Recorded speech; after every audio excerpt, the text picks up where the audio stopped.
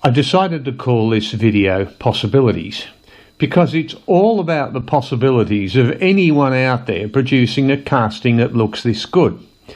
There's no rocket science involved here. This is just basically one bloke on a moulding bench using pretty much homemade equipment, just doing it the old-fashioned way. It's just that I've spent a lot of years, I guess, practicing and refining my techniques to get it right. But there's no reason you can't do the same.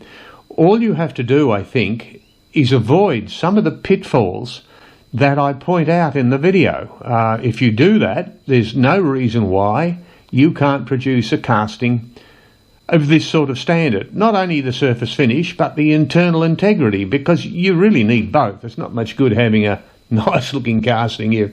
It's as porous as a sieve, and it's not much good having an internally very solid casting if the surface finish is so rough that no one wants to even look at the damn thing. But this is entirely possible. There is no reason why any of you out there can't do this. So let's launch into some of the traps and the tricks, and we'll start first off with unsuitable materials. Here we have an attempt at home casting one's own bar stock. Personally, I'm very dubious about this because you rarely get a good result, and this seems to be a case in point. The videoer concerned labelled this the worst alloy ever, but was that entirely a fair description? He had melted down an aluminium lawnmower base, and these are usually made from a 12% silicon eutectic alloy. This is an alloy that's excellent for casting in thin sections. That's what it's designed for. It's about the best alloy ever for that. But cast like that, it has a fairly fine structure which machines tolerably well. Not brilliantly, but tolerably well. However, cast in a thick section like this, the structure will be very coarse. Great lumps of silicon sitting in an almost butter-soft aluminium matrix. Every time the tool hits the silicon, it will just simply move out of the way, push into the soft aluminium around it, producing this sort of very torn structure. The problem here is not that it's the worst alloy ever, but really that it's the worst choice of alloy ever. Here we have a casting made in ESTA 12. This is a zinc alloy with about 11% aluminium. It's a very useful material, but it does have a few foibles. It has very low surface tension, it's very fluid, it's quite dense, and it has a very low melting point. Here it's been cast with a massive sprue that's way too high, and the metal has thundered down that sprue and impacted at the base of it, making a very rough casting and actually forcing the metal right into the sand in the form of little whiskers. The castings themselves, the four little wheels presumably, are very rough. There's a lot of flash and just a lot of sand penetration generally. Here is a casting I made in the same alloy some years ago. It's pretty much as it came out of the sand, except the sprue has been removed and it's a little dull grey with age. This is a much smoother casting because I have worked with the foibles of the alloy concerned. I've kept the head height low, I've kept the temperature low, and I've used proper sprueing. Both of these last two examples are the result of lack of knowledge of the materials being cast. So my first suggestion to you, so that you can achieve the possibilities of a really good casting, is that you educate yourself. Learn a bit about metallurgy, and this particular book, Metals in the Service of Man, is one I would recommend you start with. Then get on Google and start looking up metal suppliers' websites. Learn what alloys are used for what purposes. Then learn about the alloys themselves. What are their solidification ranges like? Are they fluid? Do they have high surface tension? If you learn all these things and work with them, you will produce much better casting. Study in detail the work of John Campbell. I suggest you start with his mini casting handbook. It's relatively cheap, readily available. Move on from that, perhaps, to Castings Practice, the 10 Rules of Castings. It is excellent, and if you're really game, then go to his complete casting handbook. Now, if you're going to go to the latter, note that it's 1200 pages, it's a bit of a hard read, but that it does include the 10 rules of casting, so don't buy the 10 rules if you're going to buy the complete casting handbook. This brings me to things you should never melt down. The first is swarf. So much surface area, so much oxide. It's always ever only going to make rubbish metal without very special treatment. The next is wrought alloys. Now, you see people melting these down all the time. They are designed to be wrought. They are not designed to be cast. If you use them to make castings, yeah, you can turn them into liquid, you can pour them into a hole in a sand mould, and yes, they'll come out looking about like that hole. But they will never make a truly good casting. They are not designed to be cast. Then we move on to the ubiquitous cans. Again, they're wrought, they're very thin, they have a lot of surface area, a lot of oxide. They are, in my opinion, a complete and utter waste of time. And here we go, cans yet again. At least the man's got a nice new shiny Crucible there. But this next gentleman, well, he's got a reasonably new and reasonably shiny Crucible, except that he hasn't bothered to clean the skin out of it from the last melt.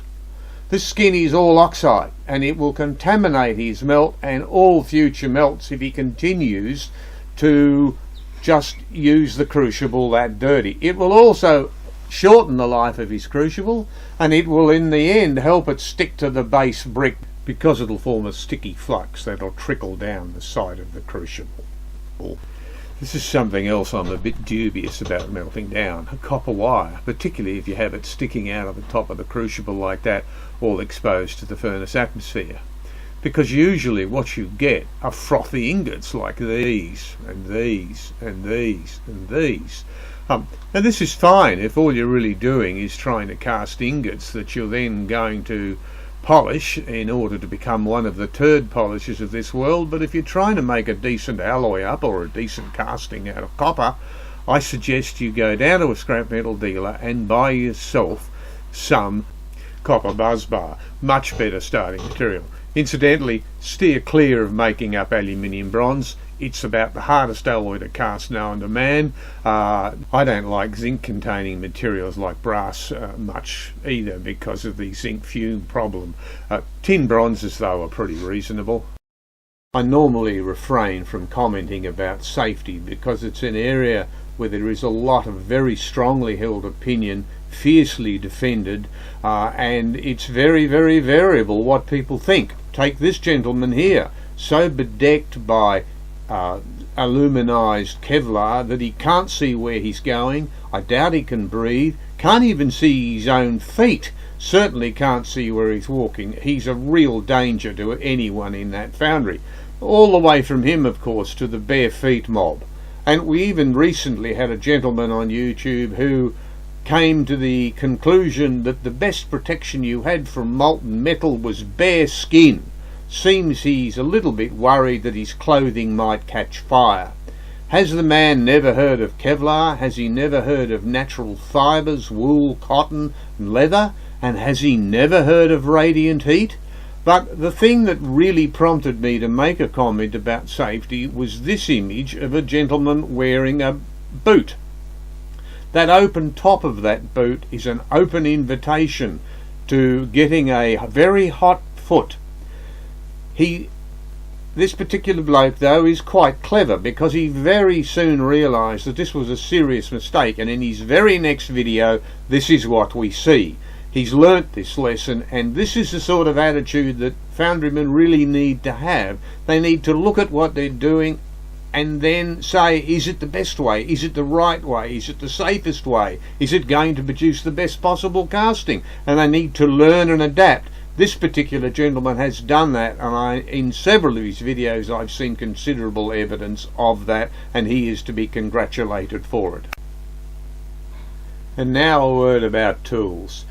First of all, let's have a look at Crucible handling tools. This sort of thing where a pair of tongs is used to grip the sides of the Crucible is absolutely appalling. It risks serious and possibly terminal damage to the Crucible with an inevitable serious metal spill. Despite 6,000 years of foundry history having come up with some perfectly reasonable ways of handling metal, some people come up with the weirdest of devices. Look at this strange contraption. Springs, washers, pins, bolts, chains, all lovingly cut out of expensive stainless steel plate. It's just crazy, and it's very, very awkward to work with. It can't do a half decent pour. Then we have people who come up with this sort of device where the crucible is overhung to the side. This makes it very, very hard to do a decent pour because of that overhung weight. And you can see here that the gentleman actually has the crucible resting on the side of the box in order to take the weight. It just doesn't work and give you a decent pour at all. These are my own very crude efforts at the industry standard.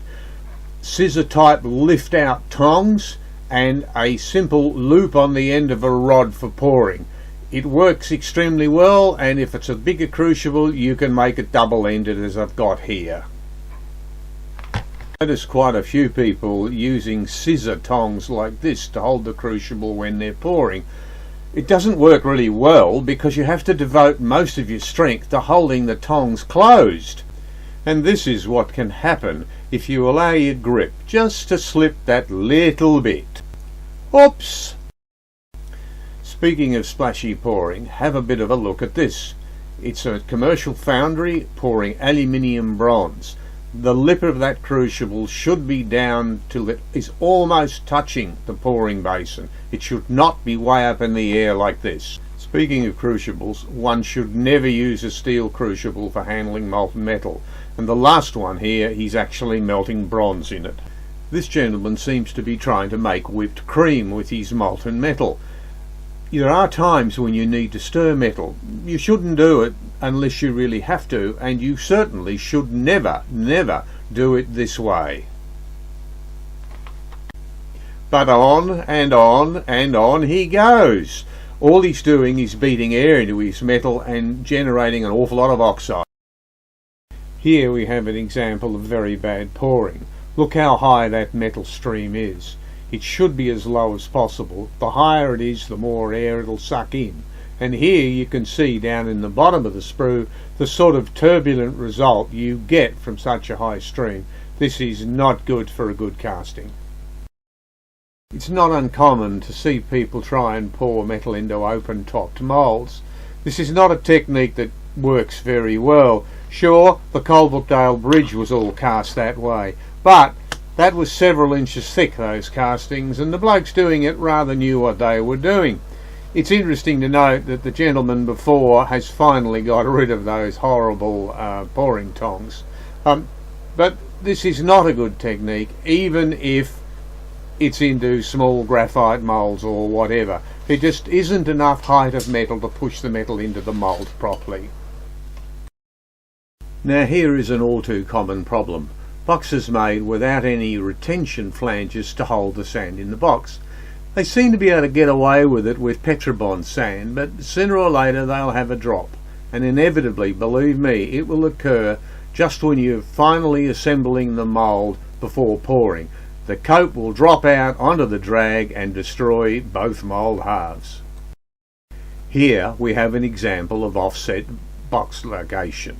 This makes even lifting of the box very, very difficult. All location should be in the middle of whatever side of the box it's on. Here are some boxes with pins that have a few problems. First of all, it should be one hole and one slot. Secondly, the pin lugs should be a little bit further away from the parting line, and you should never have any more than 2 pins on a box. I've covered this in greater detail in my moulding box journey video. If you see something like this when you strike your mould off, you have a problem. Here it looks like the sand is either too dry or badly mixed. Most likely the latter, I think.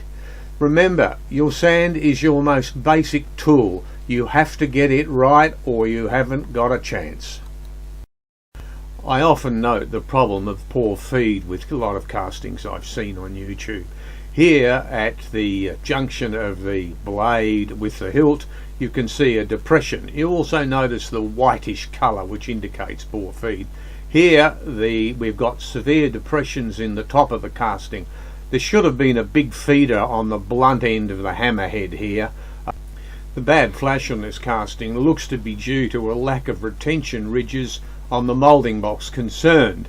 The metal pressure has caused the sand to actually move up in the box a little. This time we've got a totally inadequate feeder, much too small. It's got no hope of feeding that central hub, and you can see the whitish area around the base of the feeder indicating poor feed in the hub. Pouring basins are another area that's greatly abused. Here we have a nicely cut basin, but the ridge between it and the sprue is way too high. You could never get the sprue to run full with the ridge that high. And if the sprue doesn't run full, all is lost. A pathetic dribble of metal into an overly large basin atop a overly large and almost certainly parallel sprue. No way is that sprue ever going to run full. Useless. Another useless basin. Again, the sprue just fails to fill completely. It's parallel too, so it's got no chance at all. This time we have a ridge that's not only too high but also way too long. It has a sharp edge where it connects to that overly large parallel sprue.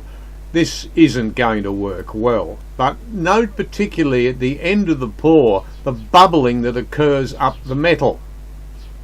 You can see that metal trembling. That's steam coming up the sides of the metal. Either he has his sand too wet, it's rammed too hard, or he needs to put a few vents in them. Finally, one of the worst pouring basins I've ever seen. It's too shallow, the ridge is too high, again the sprue is parallel and simply doesn't run full. A very common problem is the use of a sprue that's just simply way too big. Why, for example, have a sprue this size when you're only going to pour a little stream of metal like that down it? Then, of course, some people seem to compound the problem by extending the sprue upwards to make it not only ridiculously large, but ridiculously high. With perhaps the rarest of exceptions, there is absolutely no point in having sprues either this big or this high, unless, of course, you want rough castings, as witnessed the little Esder wheels I showed earlier. Another common fault is the use of a well at the base of a sprue. The comforting idea that this somehow improves flow is a complete and utter nonsense. All it does is increase turbulence and associated casting defects. From time to time you see people pouring down directly onto a casting. Not a good idea, and here is a case in point. This is the underside of a now machine casting that was poured directly down a central riser over where that hole now is. Here in close-up you can see the ring of oxide skins complete with a lot of fine trapped air bubbles. Now here are some of the results of overly large and overly high sprues. You can see the oxide skins in these castings. Here is a particularly bad one. The sprue was located just about the middle of the picture at the bottom, and here in the next one we can see again the sprue was located in the top at the middle, and the next shot shows this particular casting after it's been cleaned up a little. Sand rammers are a tool that many people seem to have wrong. Some years ago someone came up with this sort of design, and in fact you can find it on Thingiverse, and many people copy a variant of it from there and then 3D print it like this. The problem here is that the pointy end is way too pointy, and there is no point in having the flat end and the pointy end on the one tool, as you should never use both on the one level of sand infill. Here you see a far too pointy tool being used. Clearly it's pushing the sand sideways much more than down. We actually want down much more than sideways. Now here we come to what I think is possibly the world's worst rammer. Way too pointy on the left end, and way too short anyway. It's a hideous thing. These are the rammers that I use. I hope in an upcoming video to explain the hows and whys and to demonstrate the use of these. This is an all too common mistake. A few millimetres of sand is thrown over the top of the pattern and then it is patted down with the flat of the hands. I have had moulds fail right along the line left by the imprint of my hands, and you really shouldn't be ramming sand quite this close to the pattern. You need to wait till the box is a lot fuller. If, as on occasion you need to firm the sand up at this stage, you do it with your fingertips, not with the flat of your hand. Another common mistake. The sand is being rammed with a flat-ended rammer way before the box is anything like full. In addition, there's not enough sand over the pattern and you're going to create a massive line of weakness right across the whole mould. This is what the underside of a badly rammed mould looks like. If you see these sort of little cavities through your sand, you're not ramming right and you need to do better.